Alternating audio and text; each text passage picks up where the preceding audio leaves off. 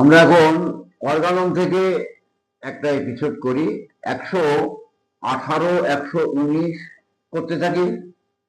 কটা একসাথে করা যায়, তবে এপিসোড যাতে বড় না হয় চেষ্টা করব। তবে শোনো, আমি বলে যাব, তোমরা শুনে গেলে এটা কিন্তু কারণ নয়, শুনে মর্মার্থ বুঝে তদনুরূপ ভাবে যদি জীবন প্রবাহ না চালাতে পারো, তাহলে ওই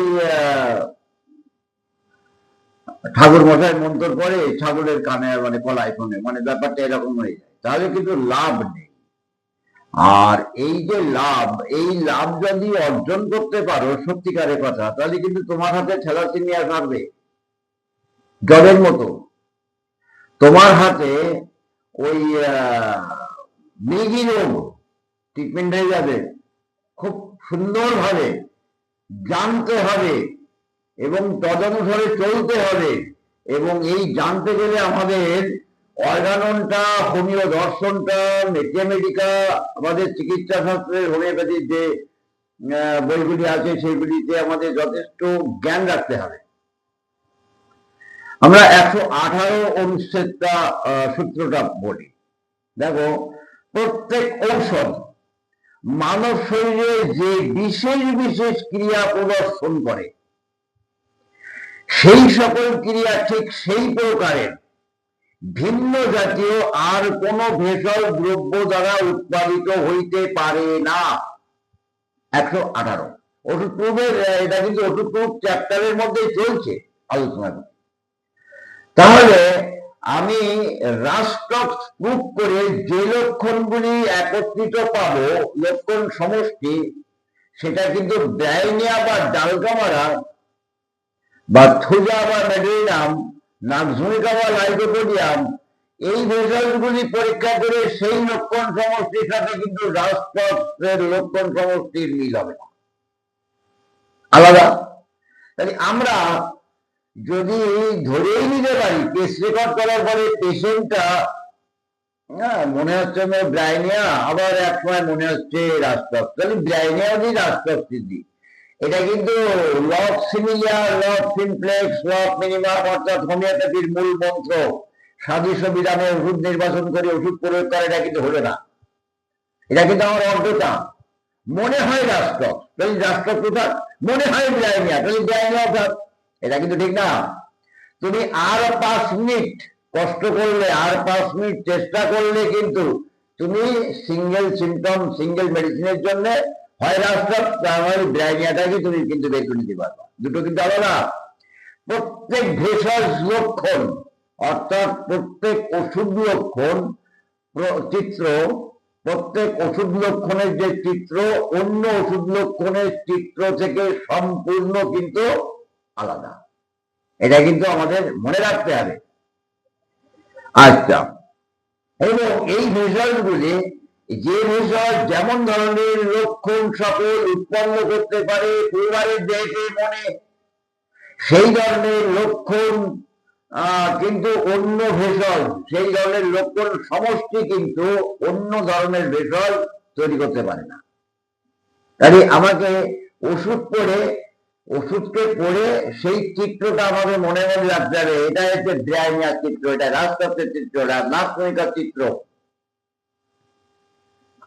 আচ্ছা, 119-এ বলা হয় জেরু, এক্সাম্পল দিয়ে বোঝানো হচ্ছে জেরু নিশ্চিতভাবে প্রত্যেক শ্রেণীর উদ্ভিদের বাহ্যিক আকৃতি, জীবন ধারণ বা বৃদ্ধি প্রথা, ইয়া স্বাদ ও গন্ধ দ্বারা অন্য শ্রেণী ও গুণের উদ্ভিদ হইতে বিভিন্ন, যেরূপ নিশ্চিতভাবে প্রত্যেক ধাতু এবং লবণকে অপর সকল হইতে বাহ্যাভ্যন্তরিক স্থূল বা রাসায়নিক গুণসমূহ দ্বারা পৃথক। কি হচ্ছে? তাহলে কাঁঠাল গাছ কাঁঠাল গাছ, আম গাছ আম গাছ, কালমেঘ কালমেঘ, অ্যাকিস্টা র্যাডিক্স, আশাওড়া, এই যে ধরো ভেষজগুলি আমাদের উদ্ভিদ জগৎ আছে, প্রাণী জগৎ আছে, খনিজ জগৎ আছে। অ্যাকিস্টা ইন্ডিকা, আসলে এরকম আমি বলছি, প্রাণী জগৎ, মৌমাছি, ল্যাকেসিস দুটো আলাদা, এর লক্ষণ আলাদা, তার লক্ষণ আলাদা। লবণ ধাতব পদার্থ, তার লক্ষণ আলাদা, অরামমেটের লক্ষণ আলাদা, জিঙ্কাম্বেটের লক্ষণ আলাদা, ফসফরাসের লক্ষণ আলাদা, সালফারের লক্ষণ আলাদা। এরা কিন্তু খনিজ। প্রত্যেকটা রাসায়নিক বিশ্লেষণ, তার স্বাদ, গন্ধ, গঠন, এটা মিনারেল কিংডম হোক, এনিম্যাল কিংডম হোক, ভেষজ কিংডম হোক, প্রত্যেকে কিন্তু আলাদা। এই কথাটা যদি আমাদের ভালো করে হৃদয়ে মনে থাকে যে প্রত্যেক মেডিসিনটাই যদি আলাদা হয়, তাহলে আলাদা চিত্র, তাহলে সেই আলাদা চিত্রগুলি আমরা কেন মনে রাখতে পারবো না? এবং এই চিত্রটা হচ্ছে সেই আত্ম অনুভূত লক্ষণ, আত্ম অনুভূত হ্রাস বৃদ্ধিযুক্ত লক্ষণ দিয়ে, মানসিক লক্ষণ দিয়ে যে চিত্রটা অঙ্কিত করা হয়, রোগ লক্ষণ, রোগ ফল না কিন্তু রোগ লক্ষণ, এই চিত্রটা যদি আমাদের হৃদয়ে অঙ্কিত করতে না পারি পড়ে মেডিসিন, তাহলে কিন্তু মেডিসিন করা হয় না। এইবার পরে বলা হয় শুদ্ধ ও শুদ্ধ এই সকলই তাহাদের পরস্পরের সহিত গোলমাল নিবারণের পক্ষে যথেষ্ট হওয়া উচিত। এই যে আমাদের মধ্যে যে গোলমাল, ভেজালের মধ্যে গোলমাল একটা থেকে একটা আলাদা, তাহলে গোলমাল থাকলো না। আমাদের ওষুধের মধ্যে লক্ষণগুলি একটা ওষুধ থেকে আর একটা ওষুধের আলাদা, তাহলে আর গোলমাল থাকলো না। আমাদের মানবের মধ্যে মায়ের সাথে বাবার সাথে, বাবার সাথে ছেলের সাথে, ছেলের সাথে বোনের সাথে, এই যে আমাদের অমিল পার্থক্য, এটাও তো আলাদা। পৃথিবীতে প্রত্যেকেই কিন্তু আলাদা, তার ব্যক্তি বৈশিষ্ট্য আলাদা। বাহ্যিক ভাবে এক মনে হলেও আমরা কিন্তু আভ্যন্তরীণ ভাবে প্রত্যেকেই কিন্তু আলাদা। তাই সেই আভ্যন্তরীণ সুপ্ত অবস্থাগুলি, সুপ্ত শক্তিগুলি, যে শক্তি দ্বারা সেই মানুষের পরিচয়, আমরা কিন্তু দেহের দ্বারাই পরিচয় নয়, মনের গুণে পরিচয়। আমি কেমন মনের মানুষ, আমার ইচ্ছাবৃত্তি কেমন। মানুষ কিন্তু দেহ দ্বারা পরিচিত নয়, মন দ্বারা পরিচিত, ইচ্ছা দ্বারা পরিচিত, গুণ দ্বারা পরিচিত, জ্ঞান দ্বারা পরিচিত। যাই হোক,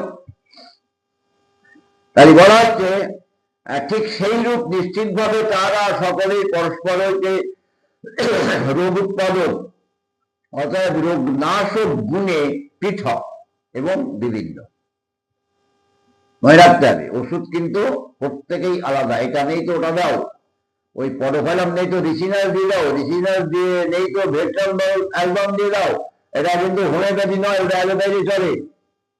ওটা ফিজিওলজিক্যাল অ্যাকশন হয়, স্থূল দেহযন্ত্রের উপরে তার অ্যান্টি প্যাথি অনুসারে ক্রিয়া প্রকাশ করে উপশম দেয়।